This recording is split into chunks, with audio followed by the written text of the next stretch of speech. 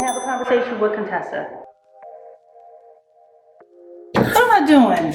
I know how to make this. Come on, guys. In celebration of the holidays, doing a little twist on a traditional recipe. I'm sure everyone is familiar with banana pudding. And so, we're not just gonna make banana pudding today. Got a little secret ingredient. We're gonna make strawberry banana pudding.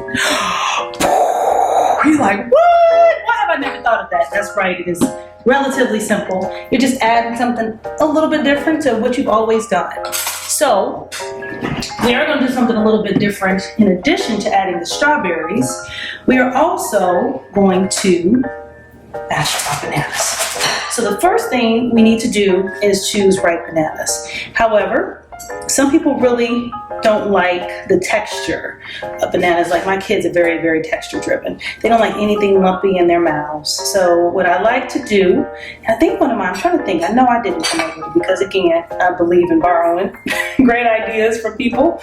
I do give them credit, but I don't have to recreate the wheel. I mash my bananas up. Actually, I puree them. I have had to play with it a little bit because you don't want it to be so soupy that it's kind of like icky. So what I do, take it, and these are the right ones, and I don't like the little strings, but make sure they're nice and right because again, what you're gonna have to do is you're gonna have to put this in the fridge to chill. And so if they're too hard, then you won't be able to eat them, chew them when you're actually biting into it because you wanna have that little sweet burst of flavor in your mouth, a little celebration. But if they're too hard, then you won't really enjoy it, right? And then they also get sweeter as they age, just kind of like people. I mean, I'm a woman of a certain age now, and I must admit I'm gotten sweeter with time. Ask my husband. All right. So see there? Look at that. Just me mashing it a little bit. See how easily they mash? You can take forever and actually cut them up. And again, if that's how you like to do it, you can do that. But what I like to do is make sure that you get a nice flavor first of banana every time you take a bite. And just to not make it too labor intensive, I will then put them over there in my KitchenAid.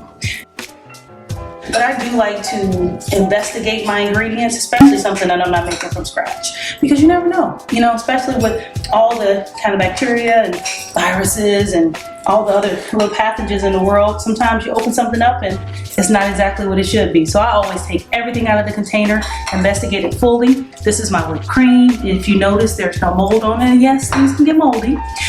This is my cream cheese, same thing. And this is my sweetened condensed milk. Ooh, ooh, ooh. Now, if you guys have never, I have washed my hands, taste this sweetened condensed milk. See how thick that is? Look at this stuff. For you people who believe sweetened condensed milk is the same as regular milk, stop it.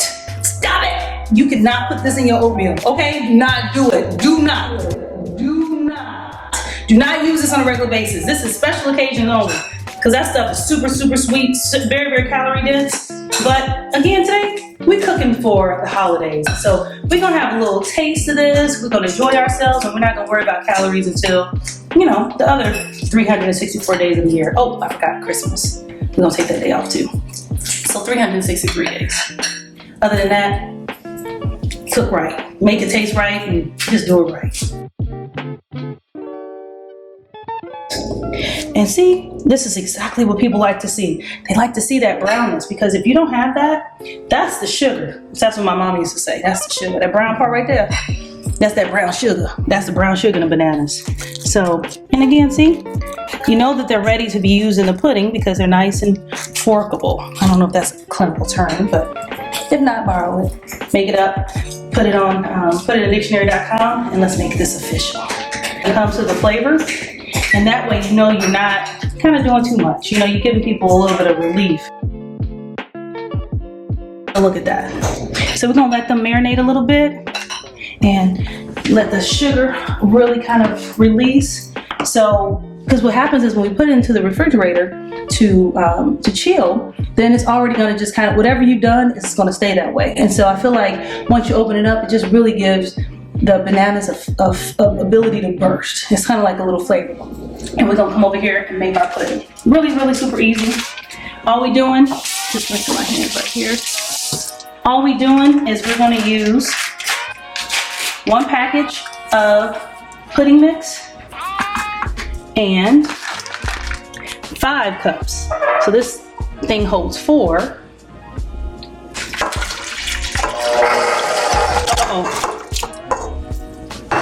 Oh.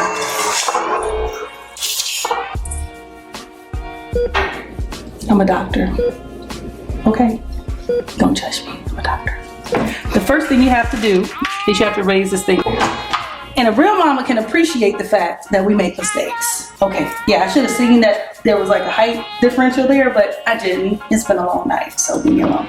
Take 2. What you do, make sure it's high enough, all the way up to the top.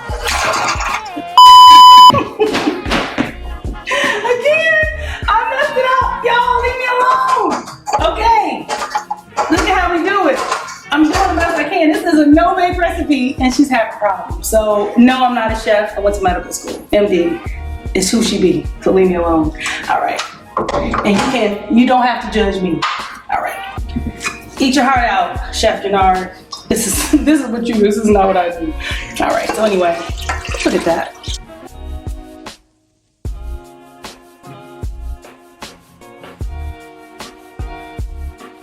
Grab my bananas. I'm going to mix my bananas. I'm actually putting my bananas in here with the pudding. And the best thing I recommend you do when it comes to the cream cheese is to, if you're going to cook this in the evening, take it out that morning and make sure it's room temperature at least. Banana pudding, and look at that. See the bananas? Disintegrated. You can barely see them. And so this is the part that I kind of find fun, because all you do now is you just want to keep on folding things in. This in. And again, it doesn't matter if you leave a little bit behind.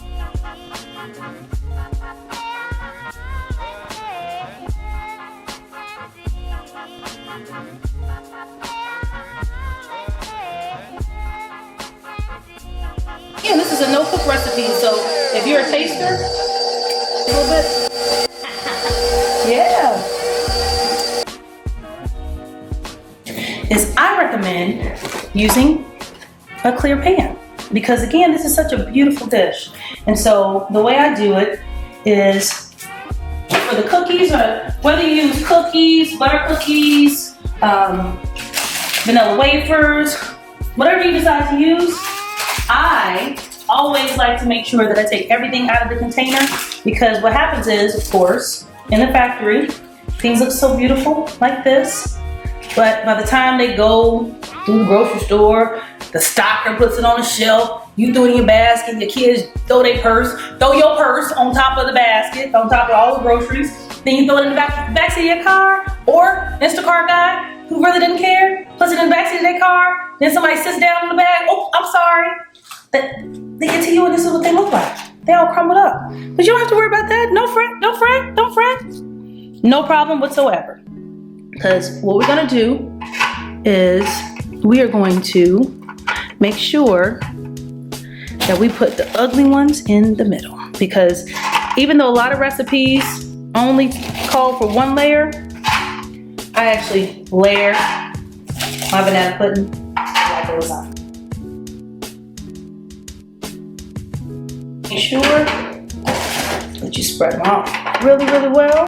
Every person who takes a bite of this delectable goodness is going to want some cookie every single time. So, what you're gonna do now, you're just gonna pour it.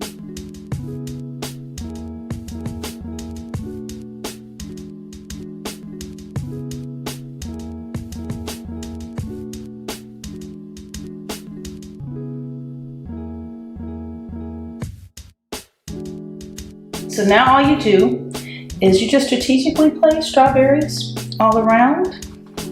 And the reason I don't put the strawberries inside is because you don't want those to get too soggy, because nobody likes strawberry. And you also don't want people who weren't expecting it to be frustrated that there was something very different. Because you know, some people are traditionalists. They're not going to be comfortable with something outside of their norm. So here we go. And holiday tradition, our strawberry banana pudding is going to stay in the refrigerator for no less than 4 hours. I mean, do not get anxious and try to bust into it because it won't have all those flavors marinated together perfectly. But again, feel free, steal the idea, show up with some strawberries on your banana pudding, and I promise you, you're gonna be the hit of the party or the hit of the holiday. How about that? Thank you. Thanks for joining us, and make sure that you post any kind of suggestions for changing recipes in the comment section. Make sure you hit the like button. Make sure you hit the like button, and be sure to subscribe to Conversations with Contessa. Happy holidays, guys. Be safe. It's so pretty. So pretty. I don't think she'll mind at all. Mm-hmm. Oh, God. Look at the whole cookie under this one.